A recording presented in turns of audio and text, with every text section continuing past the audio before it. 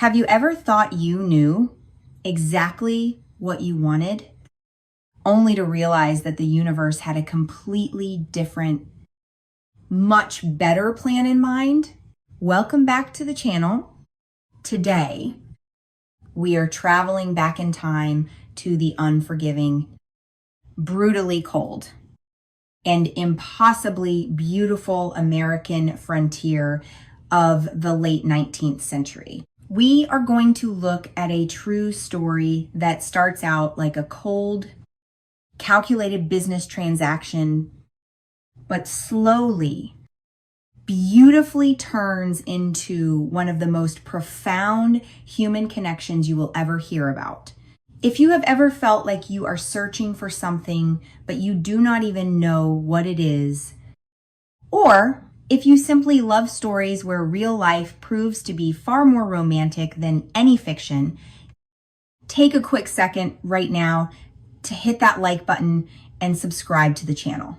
It really helps us bring these forgotten, incredible pieces of history back to life. So pull up a chair, get comfortable, grab a warm drink, and let's talk about Henrik and Alma. The year is 1882, and the American West is not a place for the faint of heart. It is a place that demands everything from you. Henrik Lund was a man who understood this deeply.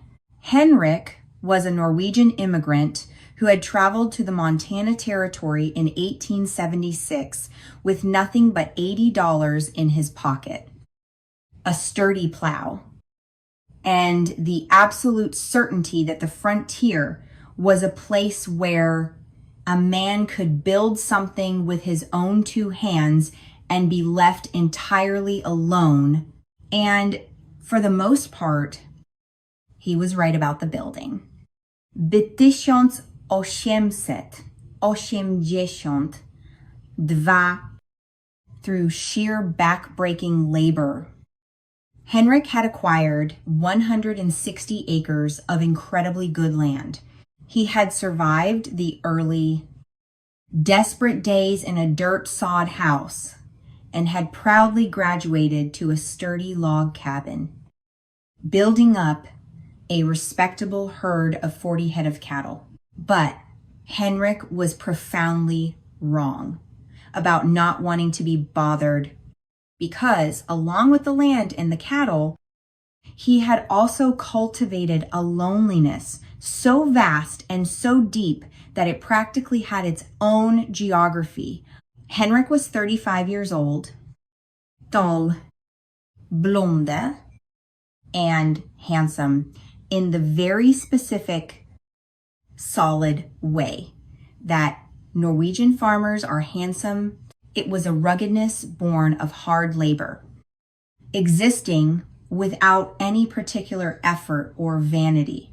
He was a man who did not smile often, a man who spoke in incredibly short sentences, and a man who firmly believed that efficiency was the highest virtue a person could possess, while conversation was merely a useless luxury. And Henrik had tried to find a wife locally, but the problem was simple mathematics. In the Billings area of Montana during that time, there were 14 single men for every single woman, and most of those women had naturally already chosen men who talked a lot more than Henrik did. Faced with this logistical problem, Henrik did what any hyper-practical man of his era would do. Henrik Lund ordered a wife the exact same way he ordered his farming equipment and supplies, by mail, complete with a list of strict specifications. He sat down in his quiet, empty cabin and wrote a letter to a matrimonial agency in Chicago.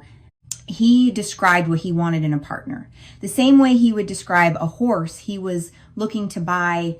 He stated that he wanted a woman between 20 and 30 years old, healthy, willing to cook, clean, and keep a homestead.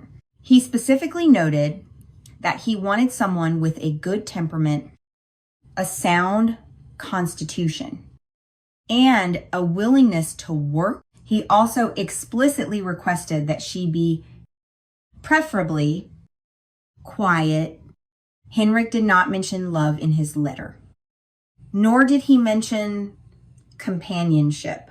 He simply warned that the Montana winters were brutally cold, and a woman who could not handle absolute isolation should not even bother applying. Alongside this highly romantic list of demands, he included a tintype photograph of himself. In the photo, he looked stern, clean shaven, and approximately 40% more handsome than he actually was in real life, 1,000 miles away in Chicago. The agency received his letter and matched him with a woman named Alma Brandt.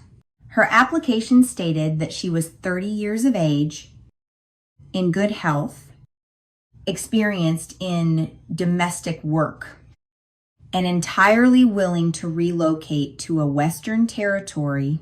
None of the information on Alma's application was false, but absolutely all of it was incomplete. On September 14th, 1882, Henrik Lund drove his wagon to the Billings Depot to pick up the quiet, compliant domestic worker he believed he had ordered. The Northern Pacific train hissed to a halt, and stepping off onto the dusty platform was Alma Brandt. She was a German immigrant, standing tall at 5 feet 8 inches. And she was wearing a lovely blue traveling dress that was instantly, noticeably too fine for the rugged, dirt-covered surroundings of a frontier train depot. She was carrying 2 heavy suitcases and, much to Henrik's quiet confusion, a violin case. Henrik had expected a quiet woman. As he approached her, Alma looked at him, looked down at the tintype photograph she held in her hand, and delivered her very first words to her future husband. She said, "You are shorter than your photograph suggested, but your chin is better in person." Henrik had expected a compliant, submissive woman. Instead, on the long, bumpy wagon ride back to his homestead, Alma Brandt proceeded to ask him exactly 14 highly specific questions. She interrogated him about the property boundaries, the reliability of the water source, the distance to the nearest neighbor, the location of the nearest church, and whether there happened to be a lending library located anywhere within a reasonable riding distance. Henrik, true to his nature, answered 12 of those 14 questions using exactly one word each. Alma sat back on the wooden wagon seat, noted his extreme brevity, and stated plainly, "You're either very efficient or very boring. I will determine which by Thursday." And Henrik had expected a purely domestic woman. And to be fair, Alma was incredibly domestic. She possessed the ability to cook, clean, sew, and manage a frontier household with the ruthless, flawless precision of a military quartermaster. What Henrik had absolutely not anticipated, however, was that this woman could also read Latin, play the violin, expertly argue complex theology, and hold incredibly strong opinions about cattle breeding, opinions she had actively formed by reading academic agricultural journals on the train ride over from Chicago. The clash of these two entirely different worlds came to a head on their very first evening together. Alma cooked a supper that was, by all accounts, absolutely excellent. When they finished eating, she did not quietly clean the plates and retire to the corner. Instead, she sat down directly across the table from him and folded her hands and said, "We should discuss terms." Henrik blinked. "Terms?" He repeated. Alma looked him dead in the eye and laid out the reality of their situation. "I have come 3,000 miles to marry a man I've never met." She told him, "This is a business arrangement. We should discuss it like adults. I will keep the house, cook, and help with the ranch. In exchange, I want 3 things: a room of my own until we are properly married, a bookshelf, and the right to say no without explanation." Henrik Lund said frozen. He had never been negotiated with by a woman in his entire life. Frankly, he had barely ever been negotiated with by men. He sat across the wooden table from this tall, fiercely direct, unapologetically German woman, and for the first time in 6 years living on the harsh frontier, Henrik felt a genuine sense of surprise. He looked at her, processing her demands. And then he spoke. "You can have the room and the bookshelf." Henrik said, "The right to say no is already yours. It doesn't need my permission." It was Alma's turn to be stunned. She had traveled across the country entirely expecting a man who would push back against her independence. She had geared herself up for a fight, ready to battle bitterly for her terms and her boundaries. She had absolutely not expected to find a man who understood instinctively and immediately that her personal autonomy was never his property to grant in the first place. Alma softened just a fraction. She looked at him and said, "That was the right answer." "I know," Henrik replied. That brief exchange contained the most words Henrik Lund had voluntarily spoken in a single evening in 3 entire years.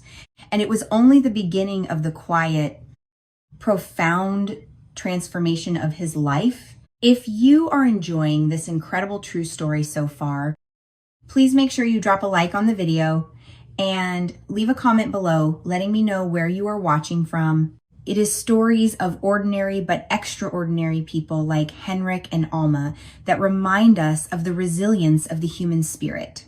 Now, let's get back to the Montana Territory, because what happens next changes everything. Within a single week of her arrival, Alma had completely reorganized Henrik's kitchen.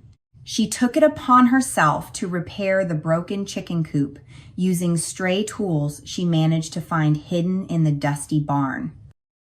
And she planted winter kale in a cold frame that she built herself entirely from scrap lumber.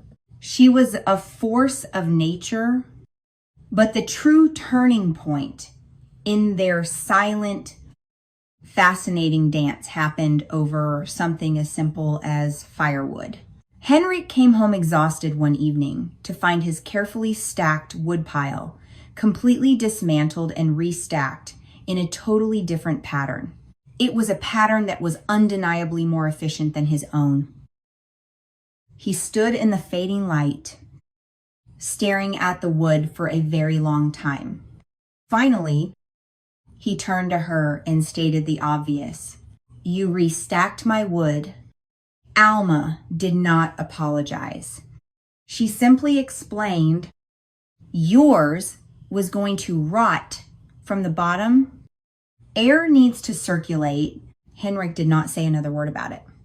But the very next morning, he went into his workshop and he built her the bookshelf she had asked for. But he did not just throw together some scrap wood.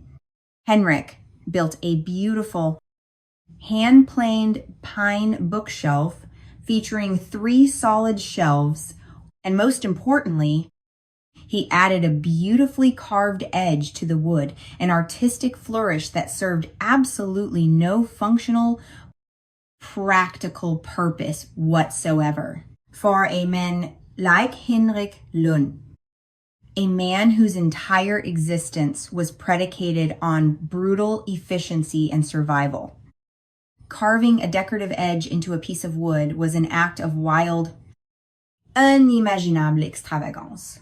It was his silent, powerful way of making room for her spirit in his pragmatic world. Alma placed the beautiful pine bookshelf in her private room and carefully filled it with the 12 precious books she had carried all the way from Chicago. And that exact same evening, recognizing the olive branch that had been extended to her, she took out her instrument and played the violin for the very first time since she had arrived.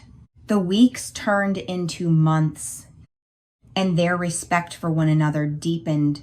By November, the brutal Montana cold was setting in, and Alma insisted on riding out with Henrik to check the cattle. Alma had never been on a horse in her life before coming to Montana. Her first few attempts at riding were so wildly ungraceful that Henrik actually had to turn his head and look away just to keep himself from smiling. But she possessed an iron will. She did not quit. She fell off her horse twice. And both times, she picked herself up out of the dirt and got right back in the saddle without a single word of complaint. During their 3rd week of riding out together, Alma rode silently beside Henrik for 2 solid hours through the breathtaking, expansive landscape. Finally, she broke the silence. She looked out at the vast sky and the rolling hills and said, "This is the most beautiful place I've ever seen. Why didn't you say so in your letter?" Henrik looked at her, his usual stoic expression softening just a bit. He replied quietly, "I didn't think anyone would believe me." It was the most personal, vulnerable thing Henrik had ever expressed to another human being. And he had said it completely naturally, without planning to. Henrik Lund was a quiet man. Yes, but Alma was beginning to realize that he was quiet in the way that deep water is quiet. He wasn't silent because there was nothing going on inside his mind. He was silent because everything he felt was hidden deeply underneath the surface. Alma truly discovered the depths of Henrik's quiet devotion in December, when the harsh realities of frontier life struck. Alma fell desperately ill with a severe fever that raged for 4 long days. Out there in the wilderness, Henrik could not simply call for a doctor. The nearest medical professional was located in Miles City, which was a grueling 90 miles away. So Henrik Lund, the stoic, emotionally distant farmer, became her nurse. He stayed by her side day and night. He painstakingly boiled broth for her to drink. He stayed awake through the freezing nights to keep the fire going so she would not catch a chill. And in the most touching gesture of all, he sat in a wooden chair beside her bed and read out loud to her from one of the books she had placed on her carved shelf. He read haltingly, stumbling over the words because his English had been learned roughly and was not natural to him. Furthermore, the book he chose was poetry by Alfred Lord Tennyson, which is a famously difficult read for absolutely anyone, let alone a Norwegian immigrant speaking a second language When Alma's fever finally broke, she slowly opened her tired eyes and looked around the dimly lit cabin. She saw Henrik sound asleep in the uncomfortable chair beside her bed. The book of Tennyson poetry was still resting open on his chest, and she noticed his hand. His hand was resting gently on the edge of her blanket. He was not touching her directly, but his hand was just near enough, close enough to the fabric that she could actually feel the radiant warmth of his skin through the thick wool. Alma did not wake him up. She simply lay there in the quiet cabin, bathed in the soft, flickering orange light of the fire, and looked at the exhausted face of the man who had cared for her. She thought to herself, I came here expecting a transaction. I found a person, but the definitive turning point in their story, the moment that irreversibly shifted this pragmatic business arrangement into a profound, once-in-a-lifetime romance, happened on Christmas morning. And true to form, it was an event that absolutely neither of them could have ever expected. Henrik Lund had not celebrated the holiday of Christmas in 6 long years. To him, Christmas was a ghost. He had no tree. He possessed 0 decorations.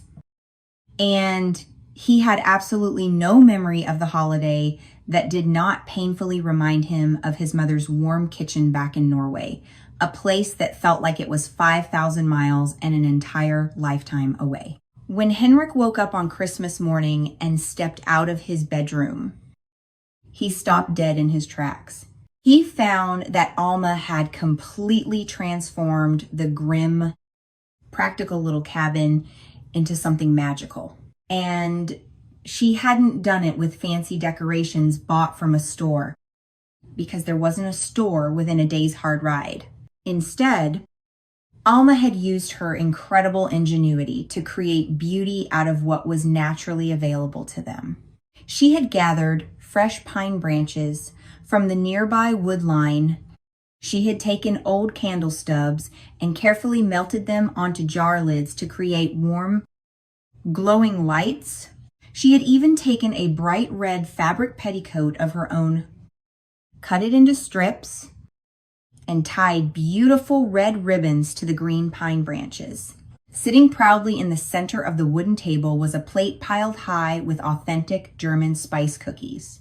Alma had quietly woken up at 4 a.m. to bake them, using special ingredients she had been secretly hiding in the bottom of her trunk ever since she left Chicago. Henrik stood frozen in the doorway of his own home, completely unable to move. He looked at the vibrant pine branches. He looked at the flickering candles. He looked at the plate of cookies. And then he looked at the remarkable woman standing quietly beside the table. In that moment, something deep inside Henrik Lund, a heavy iron door that he had kept tightly locked for 6 brutal years of frontier isolation, finally broke wide open. It broke with a silent, emotional sound that only he could hear, his voice trembling slightly. Henrik looked at her and said, "You did this." Alma smiled softly. "It is Christmas?" She replied, "Even in Montana." Henrik searched for the words to explain what he was feeling, but his English failed him. In Norway, he started, "We have a word. Koselig." He stopped, struggling to translate the immense weight of the concept. It means, he paused and tried again. It means the feeling of being warm when the world is cold, of being home when you are far from home. Henrik looked directly into Alma's eyes, entirely stripping away his tough exterior.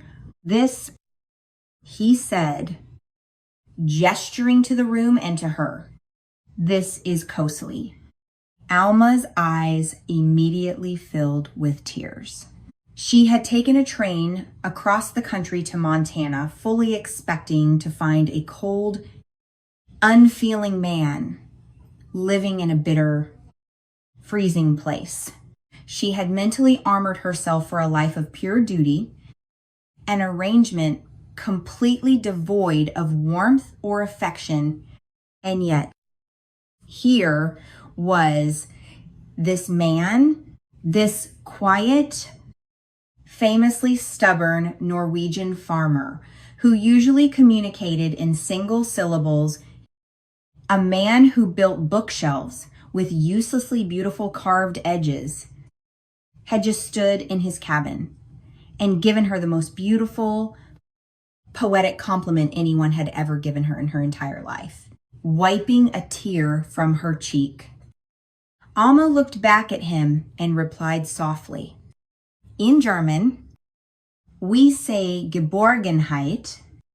It means the same thing, feeling safe inside the warmth.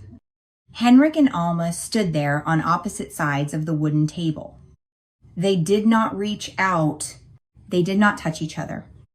In that profound moment, they simply did not need to. The words had finally been spoken. The emotional door between them had been thrown wide open.